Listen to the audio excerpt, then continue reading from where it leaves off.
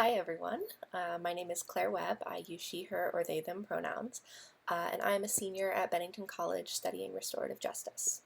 So in my 3 years of restorative practice, I've learned so much about communication, connection, ethical justice, sexual misconduct, and how all of these areas can better promote diversity, equity, and inclusion. I wanted to share some of these resources and knowledge areas with all of you today. So the first thing I want to do is introduce restorative justice.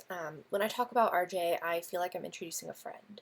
I wrote on the final page of my thesis that restorative justice to me is loving, and that's how I feel towards it. So to dive right in, restorative justice is an alternative to criminal justice which prioritizes and centers the voices of the people or parties who have been harmed. So whereas in criminal justice the questions are who did it and what do they deserve, in restorative justice, the questions are who was hurt and what do they need? So my interest lies specifically in restorative justice for higher education. Most of the work I've done has been Bennington specific, and I want to provide an overview of some of that work. I got started with restorative justice on the college campus when I was specifically interested in Title IX, or the Sexual and Gender-Based Misconduct Policy in Educational Institutions. I started with Participatory Action Research, also known as PAR, which, complementary to restorative justice, is a form of research that centers voices of people who are being directly affected. Instead of researching on people, it's researching with people. I, with the help of fellow students, completed a survey, meetings, interviews, circles, which I'll talk about in a moment, and a policy proposal for restorative practices in Title IX. What this would look like is that, for example, when someone reports an instance of sexual harassment, instead of the case being taken out of their hands and placed into the hands of investigators and the legal system or of the educational institution, they would be asked what they would like to see happen in the case. If the respondent, or the person who potentially committed the misconduct, takes full responsibility, the case can move forward with an agreement between all parties, which includes a list of things the respondent does in order to repair the harm or attempt to repair the harm. If anyone's interested in learning more about anything I say, such as examples of what repairing harm looks like, these are some ways to contact me. Please feel free to reach out at any time with any questions, or if you just want to talk about restorative justice, I'm always happy to. Another thing that my work has looked at is student conduct and disciplinary proceedings on campus.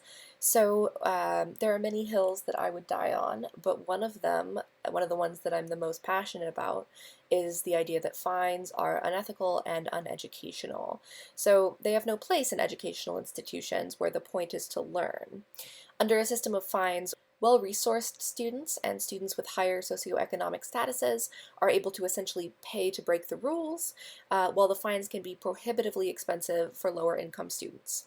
I'm advocating for a replacement of fines with educational measures, such as classes, discussions, and programs which have already been created to educate students on why fire safety is important, on alcohol and other drug use, etc. I've also been advocating for classes, trainings, and more in restorative justice and restorative practices. There was a training last semester for circle facilitation, which included students, staff, and administrators. And I think that restorative justice needs to live in every area of the college and in every area of every college in order to be sustainable and as effective as it can be. So I spent my last fieldwork term at the University of Michigan's Office of Student Conflict Resolution, where much of my work was centered around diversity and inclusion. I was asked a lot of hard-hitting questions, like what if someone is accused of sexual misconduct but there are clear cultural differences in the ways in which people of different genders interact between the complainant and the respondent? What if someone is accused of racial discrimination against another person and later accuses that person of sexual misconduct? How do we parse out what is and is not based on bias? Clearly, I don't have the answers to these questions, but thinking about them helped me grow even more passionate about the ways that restorative justice can be used for diversity and inclusion. I hope that these 3 videos will help you become passionate about that as well. One of the main tools I've used, which I think is one of the absolute best if you want to keep diversity, equity, and inclusion in mind, is circle facilitation, and that's the subject of these videos. I'll explain more about the process of facilitating a circle in the next video, but I wanted to start with a brief overview of what a circle is. So a circle has a few key elements. It has a talking piece, which is passed around the circle. Only the person holding the talking piece can speak at any given time. It has an opening ceremony and a closing ceremony to center the group and then send them back out into the world. It has guidelines decided upon by the entire group for how people should conduct themselves while in the circle space. and it has a structure, however loose that structure might be, of who can talk when. Another thing that circles have is a centerpiece. This is a centerpiece that I created last night in my living room. I was doing a virtual circle on Zoom, and I wanted something to show in the background so that people could sort of center themselves in the space. I'll talk more in a later video about circles in relation to diversity, equity, and inclusion. But as a quick overview, circles promote equality in speaking time, limit the ability of certain voices to be prioritized over others, allow for redirection of harmful conversations, and involve the concept of calling in rather than calling out. One quick thing that I wanted to touch on before I end this video. I've said diversity, equity, and inclusion many times in the video, and I wanted to sort of define what those concepts mean for me, because I think that they're used as buzzwords a lot, especially in higher education, and sometimes they sort of lose the meaning that they should hold. So when I talk about diversity, equity, and inclusion, or DEI as it's commonly called, what I'm talking about is the idea not just that everyone should be equal, but that the history of inequality that exists between people should be acknowledged and recognized, and that some sort of reparation should be made. So when I talk about diversity, equity, and inclusion, I don't just mean bring more people of color into this space.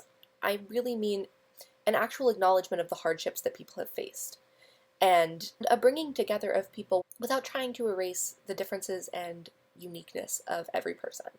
So I just wanted to mention that because I'm going to be talking about diversity, equity, and inclusion a lot in the coming videos, and I know I did in this one, and I wanted to clarify what I was talking about.